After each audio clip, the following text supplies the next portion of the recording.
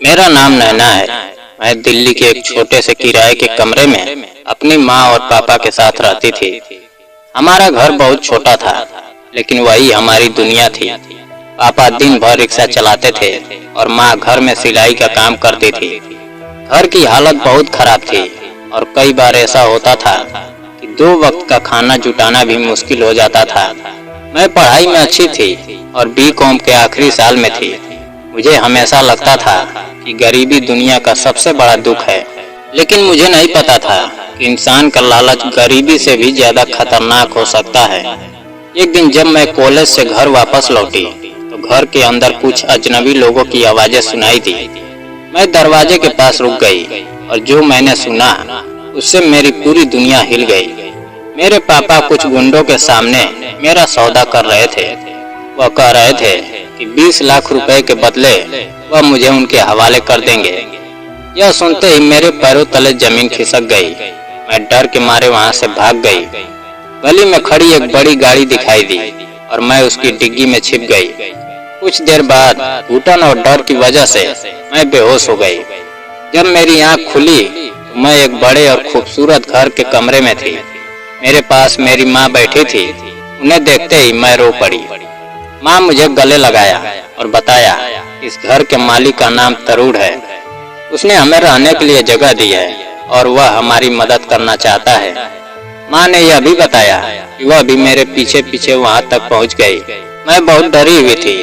अब किसी भी आदमी पर भरोसा करना मेरे लिए आसान नहीं था। कुछ देर बाद तरुण कमरे में आया। वह लगभग 30 साल का एक सफल और प्रभावशाली इंसान था। उसने बहुत शांत आवाज में पूछा कि अब मेरी तबीयत कैसी है। उसकी आंखों में कोई लालच नहीं था। उसने सिर्फ इतना कहा कि जब तक मैं उसके घर में हूँ तब तक कोई मेरा कुछ नहीं बिगाड़ सकता। उस रात मुझे ठीक से नींद नहीं आई, लेकिन कई दिनों बाद पहली बार मुझे थोड़ा सुरक्षित महसूस हुआ।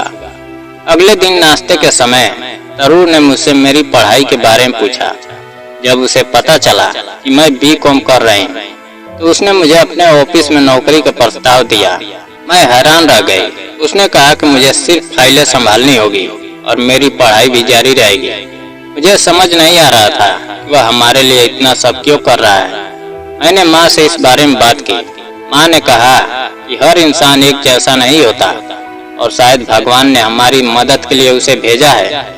बहुत सोचने के बाद मैंने नौकरी करने का फैसला कर लिया। ऑफिस का पहला दिन मेरे लिए बहुत नया अनुभव था। वहाँ सब कुछ अलग था। बड़े बड़े कमरे थे और लोग बहुत प्रोफेशनल तरीके से काम करते थे। शुरुआत में मैं घबराई रहती थी, लेकिन धीरे धीरे काम सीखने लगी। एक दिन एक महत्वपूर्ण मीटिंग में क्लाइंट्स किसी प्रोजेक्ट को लेकर असमंजस में थे। मैं चुपचाप सब सुन रही थी, लेकिन अचानक मैंने अपनी राय रख दी। मैंने उन्हें एक ऐसा सुझाव दिया जिससे उनका भरोसा बढ़ गया और डील फाइनल हो गई। मीटिंग खत्म होने के बाद तरुण ने मेरी तारीफ की और कहा कि मुझे खुद पर भरोसा करना सीखना चाहिए। उसकी बात सुनकर मेरे अंदर एक नया आत्मविश्वास पैदा हुआ। समय के साथ मैं उसके स्वभाव को समझने लगी। वह सख्त जरूर था, लेकिन दिल का बहुत अच्छा इंसान था। एक दिन ऑफिस से निकलते समय मेरा पैर फिसल गया। मैं गिरने ही वाली थी कि तरुण ने मुझे पकड़ लिया। उस पल मुझे पहली बार उसके साथ एक अजीब सी सुरक्षा महसूस हुई। धीरे धीरे मेरे मन का डर कम होने लगा, लेकिन मेरी जिंदगी में खतरा अभी खत्म नहीं हुआ था। मेरे पापा तेजा सेठ नाम के एक खतरनाक आदमी के कर्ज में डूबे हुए थे। उन्होंने अपना कर्ज माफ करवाने के लिए मुझे उसके हवाले करने का फैसला कर लिया था। एक दिन जब मैं अकेली घर लौट रही थी तब कुछ गुंडों ने मेरा अपहरण कर लिया। जब मेरी आंख खुली तो मैं एक अंधेरे कमरे में बंधी हुई थी। वहाँ तेजा सेठ मौजूद था। उसने बताया कि अब मैं उसकी हूँ, क्योंकि मेरे पिता ने मुझे उसके हवाले कर दिया है। यह सुनकर मेरा दिल टूट गया। मुझे लगा कि अब मेरी जिंदगी खत्म हो चुकी है। मैं रोती रही और भगवान से मदद की गुहार लगाती रही, लेकिन तभी अचानक वहाँ हंगामा हुआ। दरवाजा खुला और तरुण अंदर आया। उसकी आंखों में गुस्सा था। उसने गुंडों से लड़ाई की और मुझे वहां से छुड़ा लिया। मैं उसे देखकर रो पड़ी।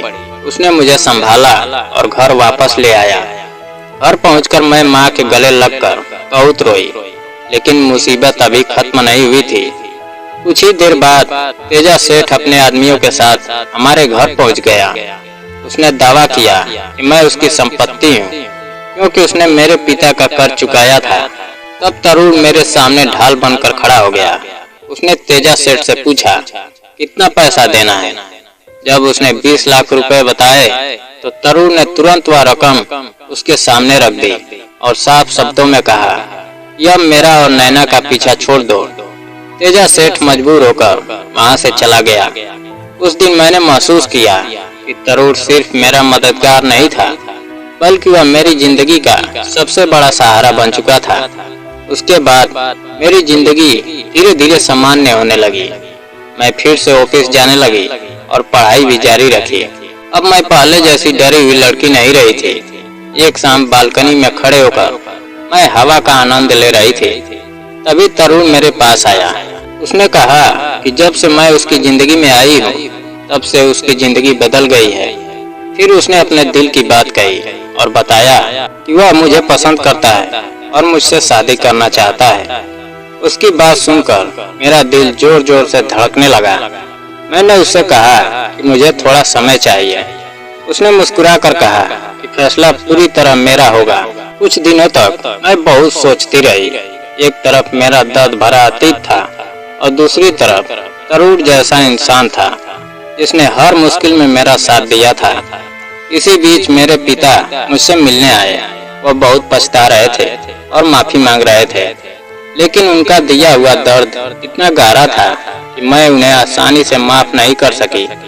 समय बीतता गया और आखिरकार मैंने अपने दिल की बात समझ ली। मैंने महसूस किया कि मैं भी तरुण से प्यार करने लगी हूँ। मैंने उसे अपने फैसले के बारे में बताया और उसकी आंखों में खुशी साफ दिखाई दी। जब मैंने माँ को यह बात बताई तो वह भी बहुत खुश हुई। उन्होंने कहा कि तरुण जैसा इंसान हर किसी की किस्मत में नहीं होता। कुछ समय बाद हमारी सादगी भरी शादी हो गई।